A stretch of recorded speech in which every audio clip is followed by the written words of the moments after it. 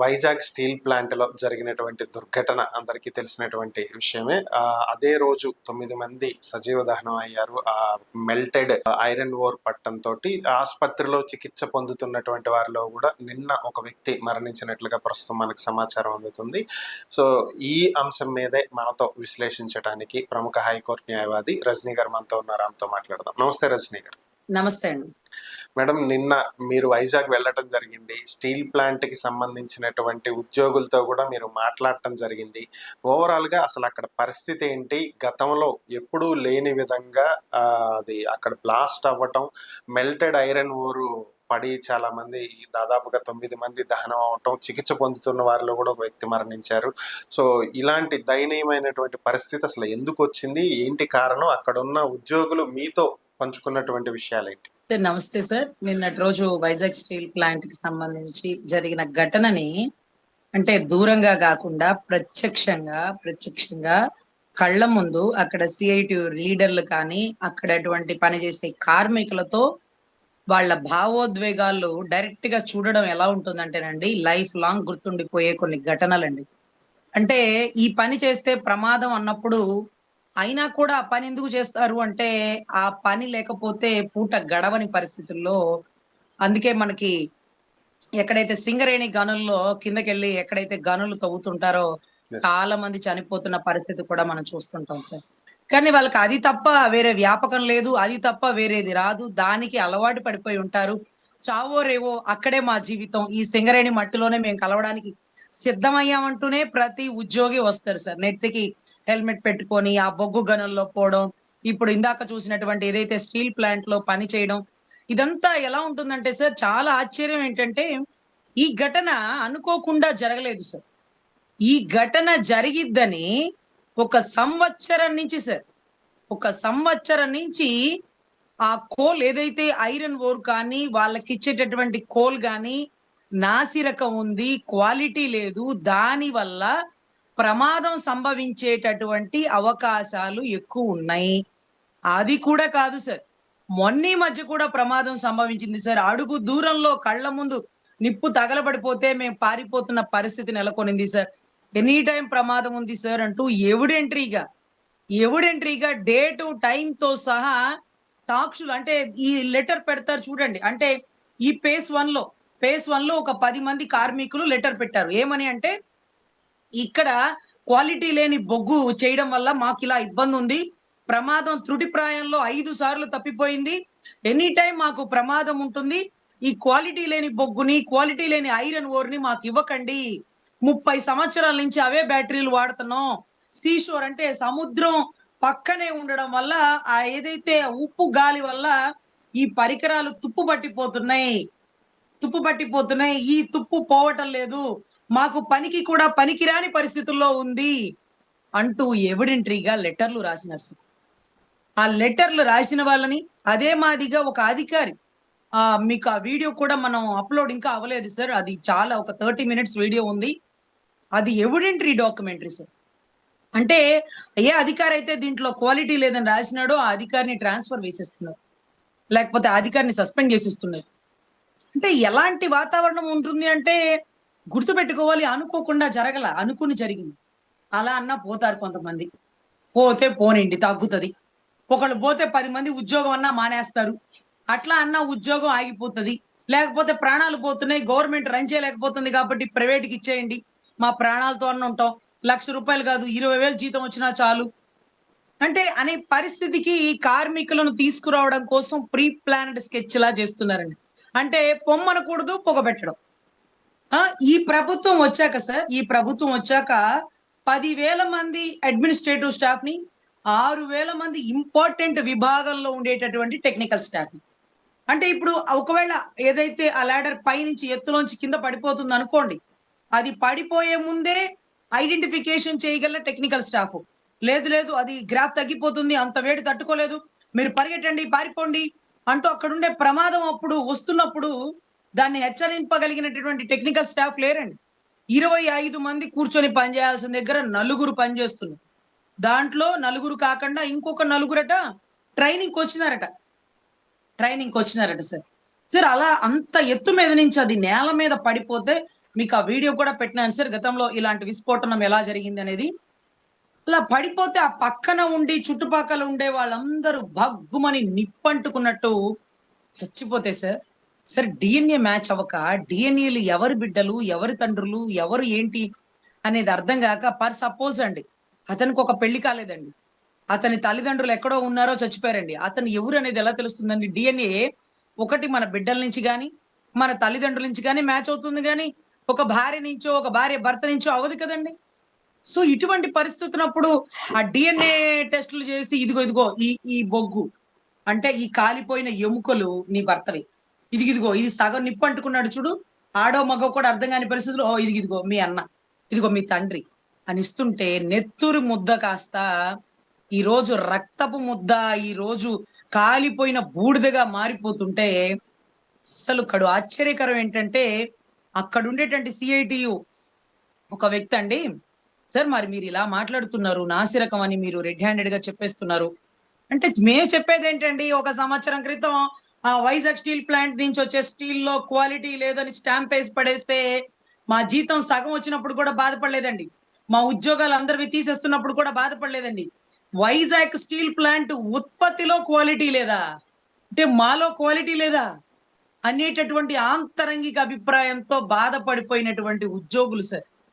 అంటే వాళ్ళ అసలు క్వాలిటీ లేదంటే ఇది మమ్మల్ని అనుమానిస్తున్నట్టు, మా పెంపకాన్ని అనుమానిస్తున్నట్టు, మా బిడ్డను ఎలా పెంచుతాం మాకు తెలీదా, మా ప్రాణం పెట్టి పెంచుతాం, కానీ ఎప్పుడు పెంచగలం?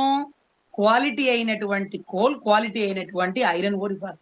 అది జిందాల్ కంపెనీకి అమ్ముకుంటూ క్వాలిటీ లేనిది ఇస్తూ, తుప్పు పట్టిపోయినటువంటి 30 సంవత్సరాల నుంచి వాడేటటువంటి బ్యాటరీలు, పరికరాలు ఇస్తూ, మీరు ఉత్పత్తి చేయండి, ఉత్పత్తి చేస్తే ఆ వచ్చిన దాన్ని బట్టే, ఉత్పత్తిని బట్టే మీకు రిజల్ట్. అంటే పర్ సపోజ్ అండి, పర్ సపోజ్ ఒక ఎకరం పొలానికి ఓ ఇంత ఎరువు వేస్తేనే పంట దిగుబడి బాగా ఉంటది. ఎరువు ఎవరు, నీళ్ళు ఎవరు, కూలోళ్ళని పెట్టి కలుపు తీరు, పంట ఎంత వస్తే అంతే ఉత్పత్తిని బట్టి మీ జీతాలంటే అన్ని సమకూరుస్తేనే కదా పంట 4 బస్తాలు ఎక్కువ పండించగలడు రైతు. ఈ రోజు ఉత్పత్తిని బట్టి జీతాన్ని కట్ చేసేసి, కోసేసి, ముక్కలు ముక్కలుగా 40% తగ్గించిస్తూ, అందులో ఇందాక అసలు లోకేష్ గారి మాటలు అయితే అబ్బా సార్, ఇతన్ని ఒక సీఎం అభ్యర్థిగా, అంటే ఒక సీఎం గా చూపించడం కోసం ఇతన్ని, ఈ సిచ్యువేషన్ ని నువ్వు హ్యాండిల్ చేయి, నువ్వు జనాల్లోకి వెళ్ళు, లేకపోతే నువ్వేంటో ప్రజలకి ప్రూవ్ చేయి అని పంపిస్తే, ఇతను చేసిన పని ఏంటండి సార్? అంతమంది 8 మంది చచ్చిపోయారు, ఎంతో మంది ఉద్యోగాలు తీసేస్తున్నారండి. అవునయా, ఉద్యోగాలు తీపట్టే అంతమంది చచ్చిపోయారు, ఉద్యోగాలు తీపోతే ఎక్కువ మంది చచ్చిపోయేవాళ్ళుగా. సార్ ఏం ప్రశ్న, ఏం సమాధానం? ఏ స్కూల్లో చదువుకున్నాడు సార్? చెప్తే ఆ స్కూల్కి ఏ పిల్లల్ని పంపించారు సార్? జనాలు 8 మంది చచ్చిపోయారు, ఉద్యోగాలు తీసేస్తున్నారంటే, మేము ఉద్యోగాలు తీయబట్టే 8 మంది చచ్చిపోయారు, ఉద్యోగాలు ఉంటే ఎంతో మంది చచ్చిపోయి ఉండేవాళ్ళు. బాగుంది. మళ్ళీ అక్కడ ఉండేటటువంటి కార్మికులు అంటే ఎలా ఉంటుందో మీకు తెలుసు కదా సార్. ప్రపంచ కార్మికులారా ఏకం కండి అన్నటువంటి కార్ల్ మార్క్స్ నినాదంలో, ఈ రోజు ఒక కార్మికుడు కష్టం వస్తే ఇంకో కార్మికుడు ఉద్యమై, ఉప్పనై, ఈ రోజు లాకౌట్లు చేసేసి, ఏదైతే ఫ్యాక్టరీల ముందు ధర్నాలు దిగుతున్నటువంటి దృశ్యాలు మనకు తెలీదా సార్? సో ఇటువంటి పరిస్థితుల్లో నీ ఇంట్లో బిడ్డ చచ్చిపోయిందా, నువ్వు ఎందుకు మాట్లాడతావు అని విసుక్కుంటాడేంటి సార్? వాళ్ళు బాధలో తిట్టచ్చేమో, కోప్పడచ్చేమో, మనం ఓర్పుగా, ఓపికగా ఉండాల్సినటువంటి తల్లి సమానమైనటువంటి ప్రభుత్వంలో మనం ఉండి, ఏంటే మాట్లాడతావు, అది అంతే ఇంత నువ్వు చెప్తాంది, నువ్వు ఇచ్చేది మేమా, మా తెలుసు ఎంత ఇవ్వాలో, అందరిలాగా ఇచ్చి వదిలేవు. అరే అందరిలాగా ఇచ్చే వదిలేమంటే ఏమి ఇచ్చినావయ్యా? అవతల వాడు పాలిమర్ గ్యాస్ లీకేజ్ అయినప్పుడు సార్, అది ఒక ప్రైవేట్ యాజమాన్యం, ప్రైవేట్ యాజమాన్యం డబ్బులు ఇస్తే వాళ్ళు తీసుకోవాలి, దానికి ప్రభుత్వానికి సంబంధం లేదు. కానీ ప్రభుత్వం నెత్తినేసుకుని వాళ్ళ దగ్గర నుంచి మేము తర్వాత తీసుకుంటాం కానీ మనిషికి ₹1 కోటి ఆన్ స్పాట్ లో రిలీజ్ చేసేసినారు. కానీ ఇక్కడ అయితే స్టేట్ బాధ్యత, లేకపోతే సెంట్రల్ బాధ్యత. స్టేట్ వీళ్ళతోనే ఉంది, సెంట్రల్ వీళ్ళతోనే ఉంది, కూటమి కలిసి ఉంది. ఇప్పుడు ఎవరు సమాధానం చెప్పాలి అంటే, ఆ ఘటన జరిగిన వెంటనే కుమారస్వామి గారు రెస్పాండ్ అయ్యారట, వచ్చారట. మరి కుమారస్వామి గారు రెస్పాండ్ అయ్యారు, మరి తమరు రెస్పాండ్ అవడానికి నెక్స్ట్ రోజా అంటే 2వ రోజు మీ ఏదైతే స్పెషల్ ఫ్లైట్ వెళ్ళే టైము కన్వీనియంట్, చక్కగా 10:30, 11కి ఫ్లైట్ ఎక్కి 11:30, 12కి దిగి ఆ స్పాట్ లోకి వెళ్ళి what ever it may be, me schedule ఎలా ఉందో, మీ షెడ్యూల్ ఎలా ఉందో, ఏదైతే లోకేష్ గారు పవన్ కళ్యాణ్ గారు ఒకే ఫ్లైట్ దగ్గర దిగి కలుసుకొని వచ్చి ఒకళ్ళు ఒక దిక్కున ఇంకొకళ్ళు ఒక దిక్కున స్టేట్మెంట్లు ఇచ్చేసినారు సార్. ఆఖరికి 25 లక్షలు ఒక ఉద్యోగం అన్నారు సార్. ఆ 25 లక్షలు అంటే 2013లో చనిపోయిన వాళ్ళకి దగ్గర దగ్గర 300 మంది చనిపోయిన వాళ్ళకి కూడా ఈ రోజుకి కూడా బెనిఫిట్స్ అరా కొరా కూడా ఇంతవరకు రాలేదట సార్. అరా కొరా కూడా ఇంతవరకు రాలేదట. ఎవరు ఒక 10 మందికి ఒక 5 ఏళ్ల తర్వాత, 7 ఏళ్ల తర్వాత, 10 ఏళ్ల తర్వాత ఇచ్చి వాళ్ళకి వచ్చినాయిగా, మీకు కూడా రేపు వస్తాయిలే. ఇప్పుడు కాకపోతే రేపు లోటు బడ్జెట్ లో నడుస్తుంది. ఏమైనా ఎక్కువ తక్కువ మాట్లాడితే అసలు ఇచ్చే వాళ్ళు కూడా ఇవ్వరు. మీరు అలా పక్క పార్టీలోకి ప్రభుత్వాల్లోకి వెళ్ళి మాట్లాడకండి. ఇచ్చేవరకు ఎదురు చూడండి. ఆ పార్టీలను ఎత్తినేసుకొని మాట్లాడితే అసలు ఇవ్వరు. ఇలాంటి బెదిరింపులు, హెచ్చరికలు కూడా రాజకీయ పార్టీల వాళ్ళు కార్మిక సంఘాలను చేస్తుంటే గౌరవ డిప్యూటీ సీఎం గారు మీరు చెయ్యెత్తలేదయ్యా. ఆ రోజు నేను అడిగా, మీరు చేతులు ఎత్తుంటే మిమ్మల్ని అందరినీ ఢిల్లీకి తీసుకెళ్ళి ఉండేవాడిని, అయిపోయింది ఈ సమస్య. సార్ ఆయన ఎలా చెప్తున్నారంటే పోపు తాలింపు వేసినట్టు చెప్పేస్తున్నారు. చాలా తేలిగ్గా పొయ్యి వెలిగించండి, పొయ్యి మీద నూనె వేయండి, అలా పోపు గింజలు వేయండి, ఇప్పుడు చూడండి వేడెక్కిపోయిందా, ఇప్పుడు కూరగాయలు వేయండి అన్నట్టు చెప్తున్నారు సార్. సరే ఆయన వాళ్ళు రోడ్డు మీద ధర్నాలు చేసినారు, ఉద్యమాలు చేసినారు, ఈయన వాళ్ళతో పాటు కలిసి ఉద్యమించారు, స్టేట్మెంట్లు ఇచ్చారు. ఇక చేతులు ఎట్టడాలు ఏంటండి? అరే మీతో పాటు తీసుకెళ్తానంటే వాళ్ళు సప్త సముద్రాలకు అవతలకు కూడా వచ్చేస్తారు కదా, కానీ చేతులు ఎత్తలేదంట, మీరు తీసుకెళ్లేదంట. అంటే అసలు ఎలా మాట్లాడుతున్నారు? ఎవరు చెప్తే మాట్లాడుతున్నారు? అలా మాట్లాడచ్చా? మాట్లాడకూడదా? పబ్లిక్ లో ఇమేజ్ ఎంత డ్యామేజ్ అవుతుంది. అసలు అంజయ్ గారు ఏం చదువుకున్నారు? దామోదర సంజీవ్ గారు ఏం చదువుకున్నారు? ఎంతో మంది గత ముఖ్యమంత్రులు ఏమేం చదువుకున్నారు? ఎవరైనా స్పెషల్ డిగ్రీలు చేసినారా? ఏదైనా సబ్జెక్ట్ అడిగితే నాకు తెలీదు, నేను వాళ్ళలా కంపెనీలు తీసుకురాలేను, నాకు దీని మీద అవగాహన లేదు. అవగాహన రాహిత్యంగా ఎందుకు రావాలి సార్? కొంత అవగాహన తెచ్చుకోండి. అవగాహన తెచ్చుకోండి. ఎన్ని సంవత్సరాల నుంచి ఐరన్ స్టీల్ ప్లాంట్ కి సంబంధించి ఎంత ఉద్యమ స్ఫూర్తితో వచ్చింది, ఇవన్నీ మనకు తెలీదా అండి? సార్ లోకేష్ గారు అయితే జూమ్ కాల్లో మిఠాల్ స్టీల్ ప్లాంట్ మొన్న ఈ మధ్య వచ్చింది కదా, నేను అందుకే చెప్పాను, ఎందుకయ్యా వాళ్ళ మీద విరుచుకుపడతావు? నువ్వేమన్నా జూమ్ కాల్లో తీసుకొచ్చినటువంటి స్టీల్ ప్లాంట్ అనుకున్నావా? అంటే పేల్చే బుల్లెట్లకి ఎదురుపోయిన ప్రాణాలు. ఒకడు చచ్చిపోతుంటే ఇంకొకడు వెనక్కి పారిపోతాడు. కాదు కాదు కాల్చే కొద్ది నన్ను కాల్చు, నన్ను కాల్చు, నన్ను కాల్చు అని అందరూ ముందుకొచ్చి ఆ బుల్లెట్ తాటికి ప్రాణాలు కోల్పోయి చనిపోతుంటే, అయినా కూడా ఇంకొకళ్ళు ముందుకొస్తుంటే, ఎవరైతే షూట్ అండ్ సైట్ ఆర్డర్ ఉన్న వాళ్ళు కూడా రివాల్వర్లు అక్కడ పడేసి పారిపోయిన పరిస్థితికి వచ్చింది సార్. అంటే అంటే గాల్లో రివాల్వర్ కాలిస్తే అందరూ పారిపోతుంటారు ఇప్పుడున్న అట్మాస్ఫియర్ కి. లేదా ఒకళ్ళకి దూటా తగలగానే ఇంకొకళ్ళు పారిపోతుంటారు. కానీ అప్పట్లో అలా కాదు సార్. అనుకున్నారు స్టీల్ ప్లాంట్ తెచ్చుకోవాలని. కొన్ని వేల మంది ఇచ్చినటువంటి భూములవి. ఎన్ని వేల ఎకరాలు సార్, 33,000 ఎకరాలు. మనం ఎలా అయితే రాజధాని అని చెప్పుకుంటామో కనీసం 28 ఎకరాలు, 28,000 ఎకరాలు ఎంత ఉంది కదా సార్. సార్ ఇట్లా ఎంతమంది ప్రాణాలు కోల్పోయారు, ఎంతమంది త్యాగం ఫలితంగా వచ్చిన స్టీల్ ప్లాంట్ ఏ ప్రభుత్వానికి ఎదురెళ్ళి తెచ్చుకున్నారంటే, ఆయన అంటాడు గట్టి గట్టిగా గర్జిస్తుంటాడు, ఏమంటే లోకేష్ గారు, నేను తీసుకొచ్చా, నాకు హక్కు ఉంది. హక్కుల గురించి మాట్లాడే ప్రదేశం, పరిస్థితి అది కాదు. అది కాదు సార్. కుమారస్వామి గారు వీడియో వినిపించండి వాళ్ళకి. 2021లో అసెంబ్లీలో అప్పుడున్నటువంటి ముఖ్యమంత్రి జగన్మోహన్ రెడ్డి గారు దీన్ని ప్రైవేటైజేషన్ కి వ్యతిరేకంగా తీర్మానం చేసినారు. ఆ రాష్ట్ర ముఖ్యమంత్రి వ్యతిరేకించినప్పుడు సెంట్రల్ ప్రైవేటీకరణ చేస్తుందా? ఒకవేళ ప్రైవేటీకరణ నేను ఆపానంటే అప్పుడు ఆపడానికి మీరు 2 చోట్ల ఓడిపోయిన వాళ్ళు కదా, మీకు ఆపే శక్తి ఎలా ఉంది? ఆ రోజు మీరు మోడీ గారితో మాట్లాడడానికి వెళ్ళినప్పుడు ఏం చెప్పారు? నా దగ్గర ఎంపీలు ఉన్నారా, ఉన్న ఒక్క ఎమ్మెల్యేని వైసీపీ లాగేస్తుంది, ఒకవేళ అవన్నీ గనక ఉండుంటే నేను మోడీ గారితో పోట్లాడి మీకు స్టీల్ ప్లాంట్ ని కాపాడుండేదాన్ని, 1000 కోట్లు ఫండ్ తెచ్చేవాడిని అన్నారు. ఈ రోజు 2 ఎంపీలు ఇచ్చారు, 21 స్ట్రైక్ రేట్ ఇచ్చారు. ఓ అంది హై, ఓ తుఫానీ హై అని మిమ్మల్ని నిరంతరం ప్రేమాభిమానాలతో దగ్గర తీసుకుంటున్న సెంట్రల్ దగ్గరికి మీరు వెళ్ళండి. ఇప్పుడు అడగండి చేతులు ఎత్తమని, అందరు ఎత్తుతారు.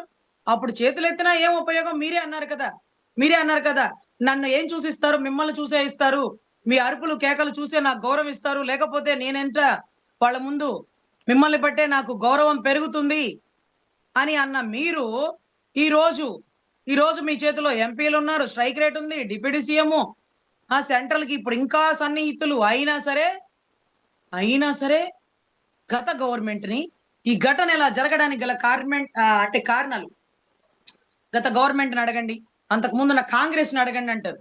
అరే నీ టైంలో జరిగిందయ్యా స్వామి, నీ ప్రభుత్వం వచ్చాకే వైజాగ్ స్టీల్ ప్లాంట్ లో స్టీల్ క్వాలిటీ లేదని స్టాంప్ వేసి ఈసిర్ మొహాన్ని కొట్టారు.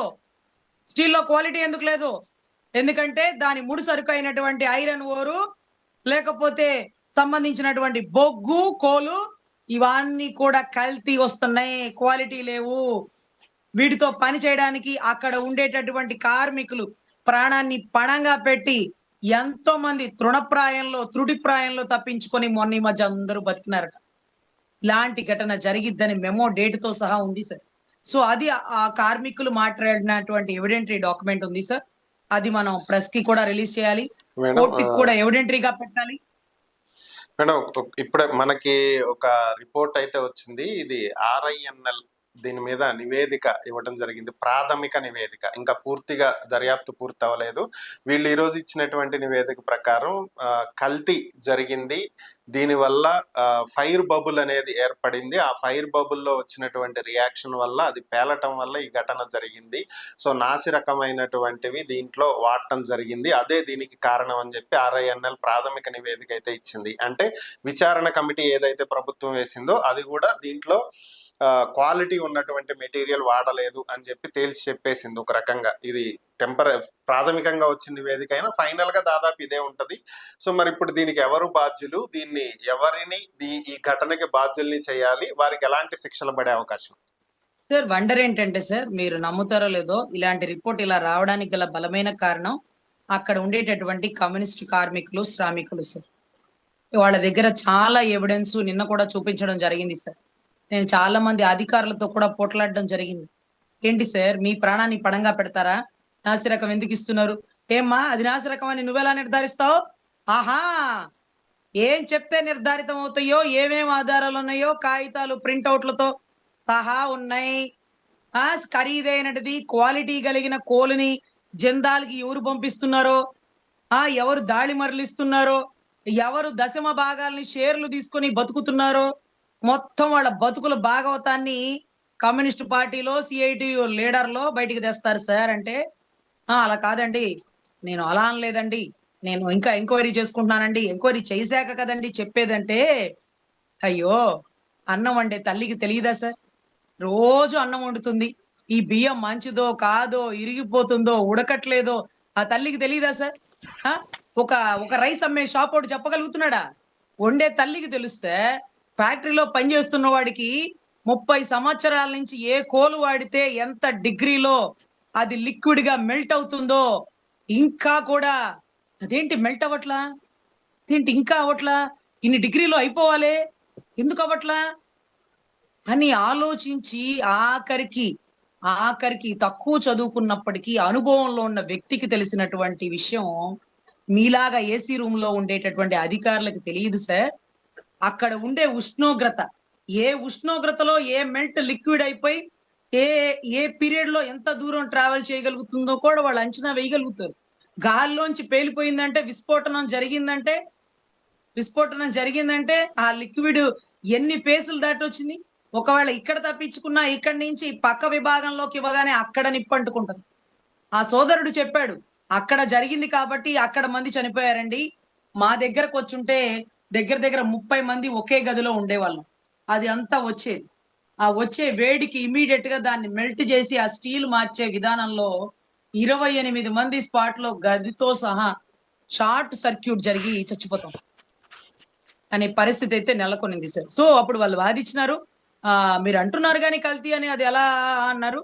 సో ఇప్పుడు ఇందాకే వచ్చిన రిపోర్ట్ ని బట్టి మనం ఖచ్చితంగా ఏదైతే అక్కడ ఉన్నటువంటి అధికారులు నొక్కి వత్తాడిచ్చారు, ఇది కల్తీ అని. ఇప్పుడు కల్తీ వచ్చింది, ఏం జరిగింది రజనీ గారు? ఏం జరుగుతుంది సార్? స్టేట్ వాళ్ళే సెంట్రల్ వాళ్ళే, కేంద్రంలో వాళ్ళే ఉన్నారు, స్టేట్ లోను వాళ్ళే ఉన్నారు.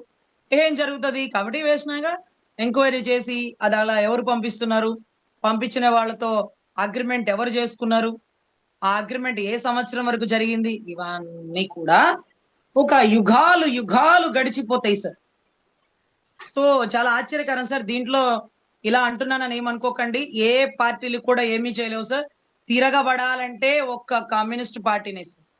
ఈవెన్ దో బీజేపీని ఏమన్నా విమర్శించాలంటే ఒక్కొక్కసారి వైసీపీ కూడా 10 అడుగులు వెనక్కి వెళ్లి ఆలోచించిద్దేమో. కానీ మీ అధినాయకుడు చెప్తున్న మాట ఏంటంటే, మాకు సెంట్రల్ తో సన్నిహిత సంబంధాలు ఉన్నప్పటికీ అవి మా రాష్ట్ర ప్రయోజనాల మేరకే, మా రాష్ట్ర ప్రజలకు ఇబ్బంది కలిగినప్పుడు మేము మీతో కూడా పోట్లాడతాం, మీ మీద కూడా తిరగబడతాం అని జగన్మోహన్ రెడ్డి గారు చెప్పిన మాటల్ని బట్టి కొద్దో గొప్ప అడగాల్సి వచ్చిన రోజున మా రాష్ట్రానికి సంబంధించిన ఈ స్టీల్ ప్లాంట్ లో మీరు క్వాలిటీ లేకుండా ఇచ్చి మా వైజాగ్ స్టీల్ ప్లాంట్ నుంచి వచ్చే స్టీల్ లో నాణ్యత లోపం అనే ముద్ర వేస్తే అది మా రాష్ట్ర రిప్యుటేషన్ కి చెడ్డ పేరు అని ఒకవేళ ప్రభుత్వం మారితే 29 తర్వాత ఏమన్నా నిలదీసి అడుగుతాడేమో, కానీ 29 లోపల గడ్డి పరక కూడా పక్కకి కదలనివ్వరు. అది స్టేట్ ఓకే. అవనివ్వండి, సెంట్రల్ అవనివ్వండి. సో ఇక గౌరవ డిప్యూటీ సీఎం గారు దీని మీద ఏం చర్యలు తీసుకుంటారు? తప్పు చేసిన వారిని ఎంతటి వారినైనా ప్రశ్నిస్తారా? అమిత్ షా లాంటి గొప్ప గొప్ప వాళ్ళు కేంద్రంలో ఉన్నారు. కేంద్రంలో ఉన్నటువంటి కుమారస్వామి గారు, లేకపోతే ఇంకొకళ్ళు దీనికి సంబంధించిన అధికారులు, మరి వారిని ఏమన్నా గట్టిగా గర్జించగలరా? ఇప్పుడు యాక్చువల్లీ ఢిల్లీలో ఉన్నారు సార్ ఆయన. నిన్నే ఇక్కడ హడావుడిగా అయిపోయి ఢిల్లీకి వెళ్ళిపోయినారు. మరి ఢిల్లీలోనే ఉన్నారు కాబట్టి గట్టిగా గర్జిస్తారా? మరి ఏమన్నా అయిద్దేమన్నా పని? సరే, పని అవ్వకపోతే ఏముందిలేండి. 29లో అసలోడు రంగంలోకి దిగుతాడు. ఖచ్చితంగా కేంద్రాన్ని రాష్ట్ర ప్రయోజనాల దృష్ట్యా ఏమని అడుగుతాడు. ఈలోపు కమ్యూనిస్ట్ వాళ్ళు కూడా చాలా దృఢంగా గట్టి పోరాటం అయితే చేస్తారు. ఎందుకంటే ప్రాణాన్ని పణంగా పెట్టి పని చేసి జీతాలు సరిగ్గా రాక సార్, ఒక్కొక్క వాయువుని పీలుస్తుంటే ఆ గాలి పీల్చడం వల్ల అక్కడ ఉండే 100లో 60 మంది క్యాన్సర్ బాధితులు పడుతున్నారు సార్. అయినా కూడా అక్కడే పని చేయాలేమో తెలియట్లేదు సార్. మీరు అక్కడికి వచ్చి బయటకు వచ్చి ఏదో పని చేసుకోవచ్చు కదా అంటే, అలవాటు అయిపోయిందిలేమ్మా, ఎంత 50 ఏళ్ళు వచ్చేసినాయి, క్యాన్సరో బోన్సరో ఏదైతే అదేంది, చిన్నోడు చదువు అయిపోతే చాలు, వాడు ఒడ్డున పడిపోతాడు, ఈ ఉద్యోగం ఇట్లా మానేస్తే అవదు, ఈ గాలి నాకు అలవాటు అయిపోయిందమ్మా, ఇంట్లో కూడా ఒక్కడనే పడుకోలేక ఏసీలో ఫ్యానుల్లో కింద పడుకోలేక ఆరు బయట దోమతలు కట్టుకొని పడుకుంటున్నాం, ఇక్కడ లోపల ఆ గాలి పీల్చి కనీసం ఇంకా లోపల ఉంటే ఇబ్బంది అయిపోతుంది అని అంటూ చెప్తున్నటువంటి ఆ శ్రామికుడు బాధని, ఆర్తనాదాలని చూస్తుంటే 4వ క్లాస్ పిల్లండి, నెక్స్ట్ నా దగ్గరికే వచ్చి ఉండేదండి, బిడ్డల భవిష్యత్తు ఎటువైపు వెళ్ళిపోయిద్దండి అని భయపడుతున్న పరిస్థితి అయితే నెలకొంది సార్. మన కళ్ళ ముందు చూసిన దృశ్యాలు కాబట్టి చాలా ఎవిడెంటరీగా మనం కోర్టుకి సబ్మిట్ చేయాలి అని అనుకున్నాం. ఈ లోపే అది కల్తీ అని కూడా తేలిపోయింది. ఎనీవే అక్కడ వాళ్ళు మీకు ముందే చెప్పినా అయినా ఎందుకు ప్రాణాలతో రిస్క్ చేసినారు? ప్రాణాలు పోయినా పర్లేదనుకున్నారా? సార్, ఎప్పుడైతే 16,000 పైచులకు ఉద్యోగాలు తీసేసి 11,000 కోట్లు మేము కేంద్రం నుంచి శాంక్షన్ చేయించినాం అన్నారు సార్. ఈ పాయింట్ నోట్ చేసుకోండి. కానీ మీరు ఆర్టీ వేయండి సార్, ఎవరిని నమ్మకండి. ఒకవేళ టీడీపీ, జనసేన, బీజేపీ మీరు అబద్ధాలు చెప్తున్నారు అని అనొచ్చు వైసీపీ వాళ్ళు. ఆర్టీ వేయండి. 11,000 కోట్లని దేనికి ఎంత కేటాయించారు వైజాగ్ స్టీల్ ప్లాంట్ అని అడగండి. జిఎస్టీ కట్టించేసుకున్నారు సార్. అంటే ఈ చేత్తో వచ్చే డబ్బుని ఈ చేత్తో తీసుకున్నారు. మరి దాంట్లో ఐరన్ ఓర్ కి ఎంత ఖర్చు పెట్టినారు, కోల్ కి ఎంత ఖర్చు పెట్టినారు, లెక్క బయటకు తీయమనండి సార్. చాలా చాలా ఆశ్చర్యం అండి సార్. ఇది రోజులు పైబడే కొద్దీ ఇంకా ఎన్నో ప్రాణాలు పోయే పరిస్థితి అయితే నెలకొనింది కాబట్టి సో మనం దీన్ని ఖచ్చితంగా చాలా సీరియస్ గా మనం తీసుకోవాలి సార్. ఇంకా ఏ ఒక్క ప్రాణ నష్టం జరగకుండా ఖరీదైనటువంటి క్వాలిటీ కలిగినటువంటి ఐరన్ ఓరు, కోల్ ఇవ్వాలా, లేకపోతే మా వల్ల కాదు ప్రైవేటీకరణ చేసేస్తాము, ఇలా అయితే మీ ప్రాణాలు కూడా పోతాయని అక్కడ ఉండే ప్రజల్ని భయపెట్టి వాళ్ళతో సంతకాలు తీసుకొని, లేకపోతే ఆ వ్యవస్థతో సంతకాలు తీసుకొని ప్రైవేటీకరణ చేసేస్తామంటారా సార్? దీంట్లో ఒక వ్యక్తిని ఒప్పుకోవాలి సార్, కేఏ పాల్ గారు సార్. సరదాగా కాసేపు నవ్వుకోవడానికి మీకు అనిపించిద్దేమో, కానీ ఎన్నో దేశాలని మోకరిల్లిచ్చినటువంటి ఆయన గొప్ప ప్రార్థన ఏదైతే ఉందో ఈ రోజుకి వైజాగ్ స్టీల్ ప్లాంట్ లో ప్రైవేటీకరణ కాకపోవడంలో పవన్ కళ్యాణ్ గారి పాత్ర ఏమో గాని నోటి మాటలకు ఏముందండి, ఆయన నోటి మాటలతో పని అవ్వదు. అప్పుడు ప్రభుత్వంలో ఉన్న జగన్మోహన్ రెడ్డి గారు 21లో అసెంబ్లీలో జీవో పాస్ చేసినారు, లేకపోతే తీర్మానం చేసినారు కాబట్టి ఆపారు. కానీ ఆయనతో పాటుగా కేఏ పాల్ గారు పూనుకొని కోర్టులో కేసులు వేసి హైకోర్టులో జడ్జి శేషసాయి గారి దగ్గర ఇంకిద్దరు ముగ్గురు దగ్గర ఈ రోజుకి కేసులు పెండింగ్ ఉండి స్టాడర్లు తెచ్చి లీగల్ ఫైట్ చేసినాడండి. నీకు రాజకీయానికి అవసరం కోసం ఒక 100 మంది జనాన్ని వేసుకొని రోడ్ల మీద పడిపోతే ఉపయోగం ఉండదు. కోర్టు మీద పడాలా, కోర్టులో స్టే ఆర్డర్లు తేవాలా, స్టేటస్ కో ఆర్డర్లు తేవాలా, ఇంజెక్షన్ ఆర్డర్ తేవాలా. ఇవన్నీ తెచ్చుకోవాల్సింది పోయి రోడ్డు మీద ఎలక్షన్ స్టంట్ కోసం పనిచేయడం కాకుండా గొప్పగా కేఏ పాల్ గారు పనిచేసినారు సార్. నాకు అనిపించింది ఈ 2 ఏళ్ళు 3 ఏళ్ళు ఆయన ముఖ్యమంత్రి చేస్తే బాగుండు, వీళ్ళందరూ దిగిపోయి మళ్ళీ ఎలక్షన్ వచ్చే వరకు ఆయనైతే చక్కగా పరిపాలిస్తాడేమోనని కొద్దో గొప్ప నమ్మకం వస్తుందండి వీళ్ళ ముగ్గురు కంటే. ఈ త్రిసభ్య కమిటీ అంటే అంటే ఆయన మాటలు ఎగతాళి కాదండి. అసలు నిన్న కూడా అడుగుతున్నారు క్వాలిటీ లేనిది ఇవ్వడం ఏంటి, అసలు ఏమనుకుంటున్నారు మీరు అంటే. భాష ఏదో తేడా ఉంటది కానీ భావం బాగా క్లారిటీగా ఉంటది సార్. ఆలోచించదగిస్తే excellent KA Paul sir. Sir మీరు రంగంలో దిగండి సార్. వైజాగ్ మీ ఏరియా, మీరు అక్కడి నుంచే ఎదిగారు. వైజాగ్ లో స్టీల్ ప్లాంట్ లో మీకు ఎంతో మంది సన్నిహితులు సుపరిచితులు ఉంటారు. సో వాళ్ళ కోసం గట్టి ఫైట్ చేయండి. మీరు వాళ్ళకి అండగా నిలబడాలని మనస్ఫూర్తిగా ప్రభుత్వాన్ని కాదు కేఏ పాల్ గారిని కోరడం అవుతుందండి. 29 ప్రభుత్వం వచ్చాక జగన్మోహన్ రెడ్డి గారు బల్లగుద్ది సెంట్రల్ తో పోట్లాడైనా 11,000 కోట్లు కాదు ఇంకా కావాలని తెప్పించగలరు, క్వాలిటీగా ఇప్పించగలరు. వైజాగ్ స్టీల్ ప్లాంట్ నుంచి అద్భుతమైన క్వాలిటీ స్టీల్ ని ఉత్పత్తి చేయగలరు. Okay, thank you madam. ఈ అంశం మీద మీ విశ్లేషణ అందించినందుకు ధన్యవాదాలు.